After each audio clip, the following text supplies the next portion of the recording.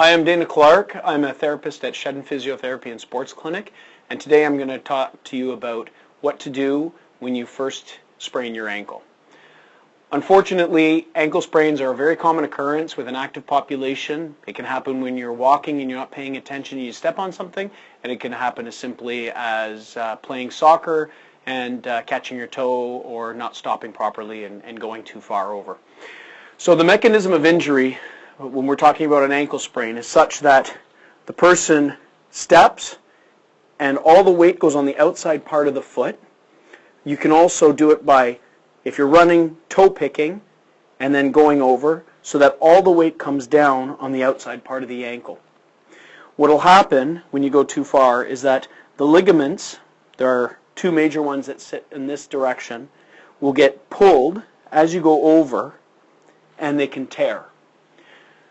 If you feel that you're having difficulty putting weight on it, one thing to think about is to talk to a therapist or a doctor to find out whether or not you should have an x-ray in the chance that there could be a break. Sometimes a break occurs down on this part of the ankle, right along here, or sometimes the ligament will pull a piece of bone off. Those need to be managed slightly differently than what we're talking about today. Before the ankle sprain where you can walk on it but it hurts quite a bit, this is what you need to do for the first 48 hours as well as seeking care from a therapist. We use the term PRICE.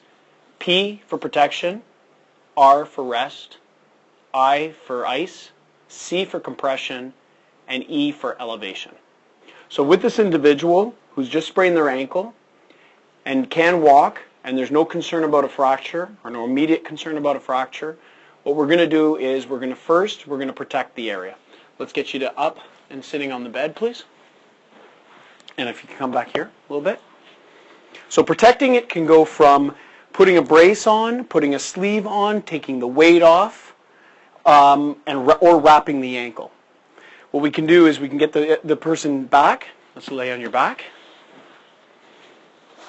So now they're also resting it. So we're going to protect it with a brace or with the tensor bandage. We're gonna rest it, so he's going to stay off his feet for the first 48 hours, minimize how much he's putting weight down. You can use crutches, you can just take a break for a little bit, and then slowly add some gentle movements, meaning some walking and so forth. You can even add some gentle movements at the beginning, just going back and forth. I wouldn't go in and out this way, don't swing the foot in and out. You're just going up and down in order to get a little bit of movement, stay in the pain-free zones.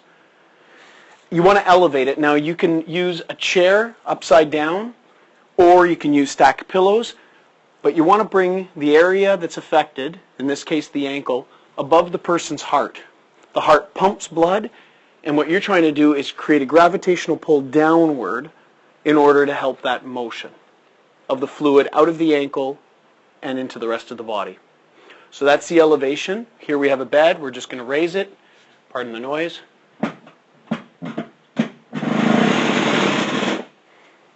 Elevation.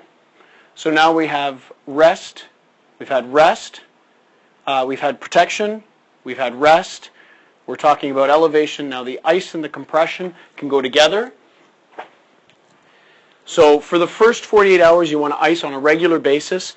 You want to make sure that the area that's involved, the outside part of the ankle, is actually getting the ice, and as long as it's not painful, you mold it to the area. That's why a soft gel cold pack is probably best. And you can use a tensor as well to keep it on, in which case then you wrap from the lower portion of the ankle up the ankle with the ice underneath. There should always be a barrier between the ice and the skin in order to avoid frostbite. And we should check it on a regular basis and keep it on for no more than about 10 minutes and do this on and off, maybe at half-hour intervals. So you have about 10 minutes on and then half-hour off and then 10 minutes on a regular basis. Most important is the first 24 hours, and the next 24 hours is a bonus. A word of caution, recent research is suggesting that after you sprain your ankle, after you do an injury to a joint, to avoid taking Advil for the first 48 hours. The research suggests that that actually delays some of the long-term healing. So something to bear in mind, you may want to concentrate more on ice and compression, elevation as we're talking about, than you do on relying on Advil and drugs. I hope this has been informative, and we'll see you at the next video. Thank you for watching the video. My name is Dana Clark. I'm a physiotherapist in Oakville, Ontario at Sheddon Physiotherapy and Sports Clinic. Like us on Facebook and subscribe to our YouTube channel.